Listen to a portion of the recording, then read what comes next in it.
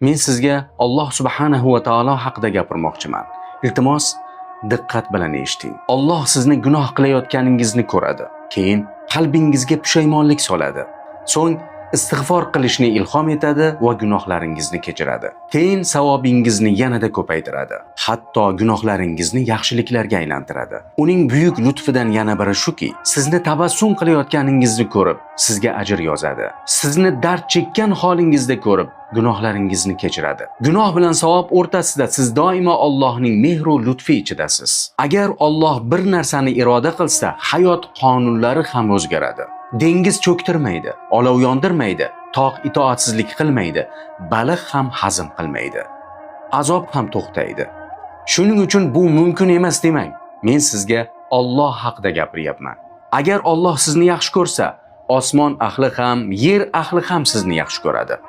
Jannat esa unga kirishingizdan oldin qalbingizga joylashadi. Alloh yagona suyanch va panohdir. U bizga bo'yin tomirimizdan ham yaqinroqdir. U bizni ko'radi, biz esa uni ko'rmaymiz. Shunday bo'lsa-da, u bizni sharmanda qilmaydi, balki ayblarimizni yopadi. Gunohlarimizni kechiradi va o'ziga chiroyli tarzda qaytarishni xohlaydi. Insonlar qonuniga ko'ra, agar siz 99 marta to'g'ri ish qilib, agar bitta xato qilsangiz, ko'pchilik ana shu bitta xatoni eslatadi. Ammo Allohning rahmati shundayki, agar siz 99 marta xato qilib, bir marta chin dildan yaxshilik qilsangiz, 99 marta qilgan xatoingizni kechirib, Alloh o'sha bitta yaxshiligingizni qabul qiladi.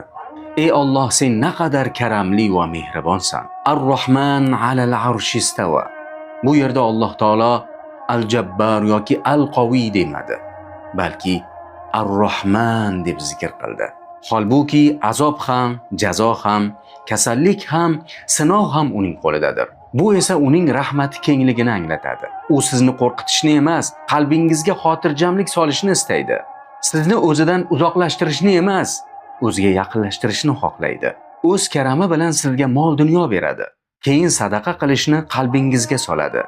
So'ng muhtoj bandani ro'parangizga chiqaradi. O'zi bergan moldan sadaqani qabul qiladi va o'zi rizqingizga baraka beradi. Alloh taolo qudsiy hadisda marhamat qiladi. Agar bandam gunoh qilishni istasa, uni qilmaguncha yozmanglar. Agar qilsa, bir gunoh qilib yozinglar. Agar men uchun uni tark etsa, unga bir yaxshilik yozinglar. Agar yaxshilik qilishni niyat qilib uni amalga oshirmasa ham, unga bir yaxshilik yozinglar. Agar uni bajarsa, 10 barobardan 700 barobargacha savob yozinglar.